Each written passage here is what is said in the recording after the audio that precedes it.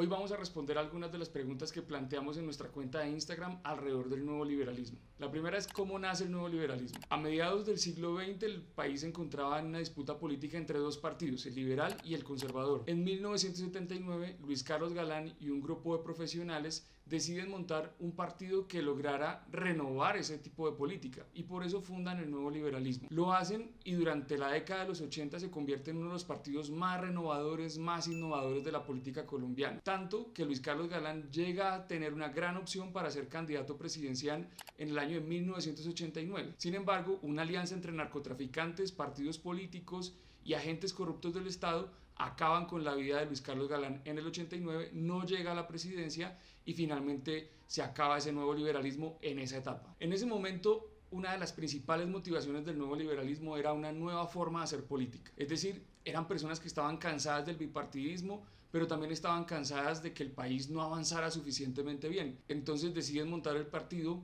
primero para renovar la política. Pero también hay unos elementos muy importantes que marcaron la historia del nuevo liberalismo. Por ejemplo, la lucha contra el narcotráfico. Durante la década de los 80, el nuevo liberalismo fue la única fuerza política que se enfrentó al narcotráfico. Lo hizo en el Congreso, lo hizo a través de Rodrigo Lara cuando fue ministro de Justicia y lo hizo en diferentes espacios. Otro elemento muy importante en el que insistían bastante era cambiar la conciencia del pueblo colombiano. ¿Eso qué significa? Que la gente de alguna manera hiciera conciencia de sus derechos y también de sus deberes. Esto en últimas era reconceptualizar la ciudadanía, que los colombianos nos sintiéramos más como ciudadanos. Y claro, hubo un montón de ideas que promovieron durante los 80s que más adelante podremos ir explicando más en detalle. ¿Por qué renace el nuevo liberalismo? En el año 88, Luis Carlos Galán y un grupo del nuevo liberalismo deciden hablar con el Partido Liberal para reunificarse y tratar de aspirar a la presidencia del año de 1990. En esa reunificación, entonces, Luis Carlos Galán decide cerrar la personería jurídica del nuevo liberalismo y un año más tarde es asesinado por los políticos que lo habían convencido de entrar al Partido Liberal, pero también por una alianza entre narcotráfico y agentes corruptos del Estado. Eso quiere decir que acaban con su principal líder, pero también se queda sin personería jurídica el nuevo liberalismo. Hace unos años, en el proceso de paz, uno de los puntos más importantes fue establecer que la participación política, los derechos políticos, se podían establecer como un mecanismo de reparación a las víctimas de la violencia. Y en ese orden de ideas se le entregó nuevamente la personería jurídica a movimientos como la Unión Patriótica. Luego, al ver esto, los militantes sobrevivientes del nuevo liberalismo también le piden al Consejo Nacional Electoral que les devuelva la personería jurídica, pero el Consejo Nacional Electoral se la niega. Ellos van al Consejo de Estado, demandan eso, y el Consejo de Estado también lo niega. Y ellos van a persistir mucho y llevan esta demanda a la Corte Constitucional. Este año, hace unos 3 meses, la Corte Constitucional falló a favor de los demandantes y le devuelve la personería jurídica a esas personas cuyos derechos políticos resultaron vulnerados por el ejercicio de la violencia sistemática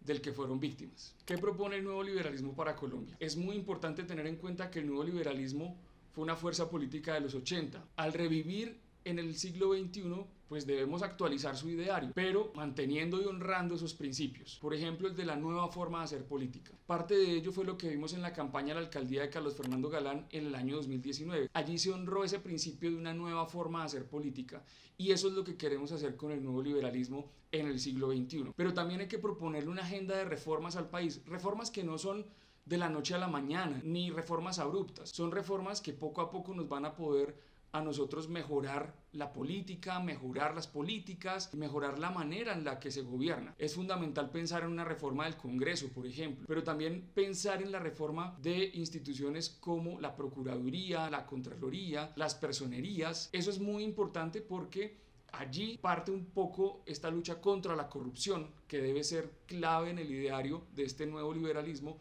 de esta nueva etapa del nuevo liberalismo. Adicional a eso, que le proponemos al país un cambio en el paradigma de la lucha contra las drogas. Durante más de 30, 40 años hemos sacrificado muchas vidas, hemos malgastado mucho dinero y no hemos tenido suficientes resultados en la lucha contra el narcotráfico. Aquí nos toca pensar cómo lo vamos a hacer, pero una parte muy importante es, por ejemplo, la prevención del consumo, pero también cómo vamos a desarrollar el campo, cómo vamos a integrar a los campesinos y muchos elementos que nos van a ayudar a luchar efectivamente contra el narcotráfico. ¿Qué va a hacer el nuevo liberalismo por Bogotá? Es una agenda que tenemos que construir de manera participativa. Uno de los grandes problemas que hay en el país es la enorme distancia que hay entre los ciudadanos y los congresistas, por ejemplo, o entre los ciudadanos y los gobernantes. Pero fundamentalmente tenemos que pensar en una agenda de ciudad. Por ejemplo, ¿cómo hacemos para que cada que 4 años llega un alcalde nuevo no eche para atrás lo que hizo el anterior? Que esa es una de las grandes tragedias que tiene Bogotá, por ejemplo. Pero también tenemos que pensar en mecanismos institucionales para mejorar la seguridad. Este es un problema que no es de un solo alcalde, es un problema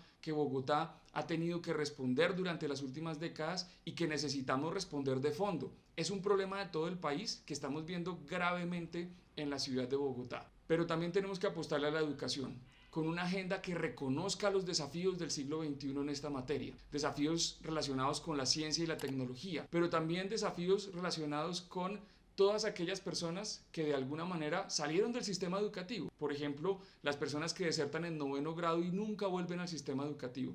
Tenemos que pensar cómo generar mayor capital humano en la ciudad, y eso lo hacemos básicamente a través de la educación. La educación nos permite a nosotros mayor competitividad, una mejor sociedad, pero también permite que las personas sean libres. Este es apenas un primer ejercicio de respuestas alrededor del nuevo liberalismo que me gustaría seguir haciendo con ustedes, que ustedes nos pongan sus preguntas, nosotros las respondemos a través de videos como este y en nuestras redes sociales. Recuerden que me pueden encontrar en Twitter como Miguel Silva Bog, en Instagram Miguel Silva Bog, en TikTok Miguel Silva Bog y en Facebook Miguel Silva Bog. La idea es que hagamos este tipo de ejercicios frecuentemente para que podamos interactuar y saber más sobre el nuevo liberalismo, porque lo que estamos haciendo es un proceso de construcción de un partido que le permita al país hacer los cambios que necesita.